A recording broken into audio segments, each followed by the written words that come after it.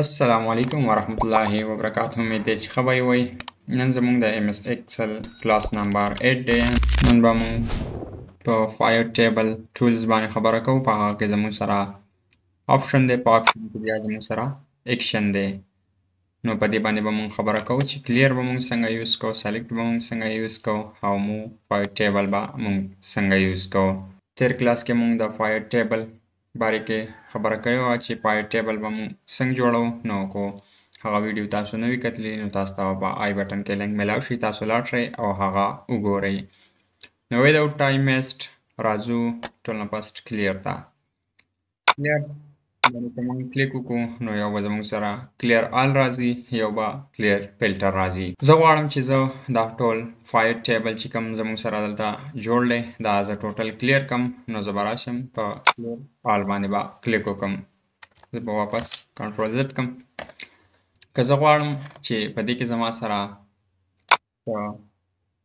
فلټرز یوز شوي لکه فار ایگزامپل دا دوه نیمز هایډ کوم، دا زموږ سره په دې کې یو فلټر اپلای شو.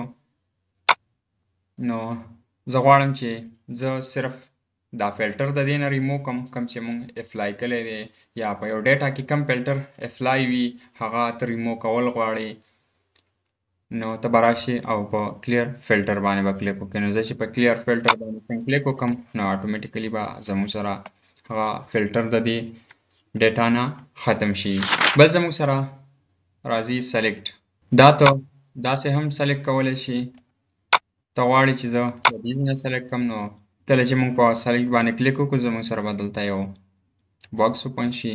ته غواړې چې زه انټایر PIVOTTABLE سلیکټ کړم، یعنی ټوټل زموږ سره دی چې کوم PIVOTTABLE دی دا دې ټوټل سلیکټ شي. دا خو زما سره اوس کم دی، خو ستا سره کله ډیټا سیوا وي نو ته بیا د موس نه نشي کولی. نو ته غواړې چې زه انټایر PIVOTTABLE سلیکټ کړم نو بیا به ته راشې انټایر PIVOTTABLE باندې به کلیک وکړې. کله چې ته په دې کلیک وکړې نو ستا سره به ټوټل ټیبل سلیکټ شي. بل زموږ سره راځي انیبل سلیکشن. ته غواړې چې ته انټایر ټیبل کول نه غواړې او صرف یو رو کول غواړې نو ته به راشې په انیبل سلیکشن باندې به کلیک وکړې نو ستاسو سره به یو رو سلیکټ شي. بل زموږ سره راځي لیبلز.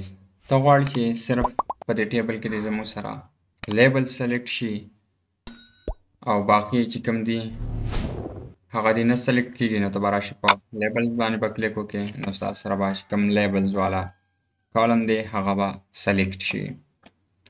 بل راځي ویلیوز. ته غواړې چې زموږ سره دی صرف ویلیوز سلیکټ شي یعنی لیبلز دې ختم شي نو ته به راشې په ویلیوز باندې به کلیک وکړې. بل راځي لیبل اینډ ویلیوز. ته غواړې چې زه د لیبلز هم سلیکټ کړم او ویلیوز دې هم سلیکټ کړم نو ته به راشې او په لیبلز اینډ ویلیوز باندې به کلیک وکړې نو ستاسو سره به ټوټل چې کوم لیبلز وي او ویلیوز وي هغه به ټوټل سلیکټ شي. بل زموږ سره راځي موو PIVOTTABLE. زه غواړم چې دا زه د دې ځای نه موو کړم یو نیو شیټ ته، یعنی دا زموږ سره په شیټ نمبر فسټ کې دی. زه غواړم چې دا زه شیټ نمبر 4 ته یا نیو شیټ زه کریټ کړم هغه ته دا موو شي. نو زه به راشم موو PIVOTTABLE باندې به کلیک وکړم. تاسو په نیو ورک شیټ کې کول غواړئ یا په ایگزیسټینګ ورک شیټ کې کول غواړئ نو تاسو به هغه سلیکشن وکړئ. نو زه نیو کې کول غواړم، زه به راشم او اوکې وکړم. کله چې دا زه اوکې کړم نو کو تاسو دې ته وګورئ زموږ سره د شیټ نمبر 4 په نوم باندې یو نوی شیټ کریټ شو او هغه ته دا موو شو.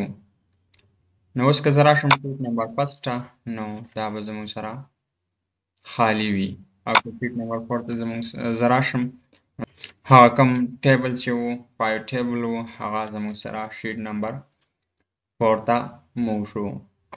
نو دا و زموږ سره نننۍ ویډیو. امید لرم چې ویډیو به مو خوښه شوې وي. که ویډیو مو خوښه شوې وي د ملګرو سره ضرور شیر کړئ او زموږ د یوټیوب چینل ورسره ضرور سبسکرایب کړئ.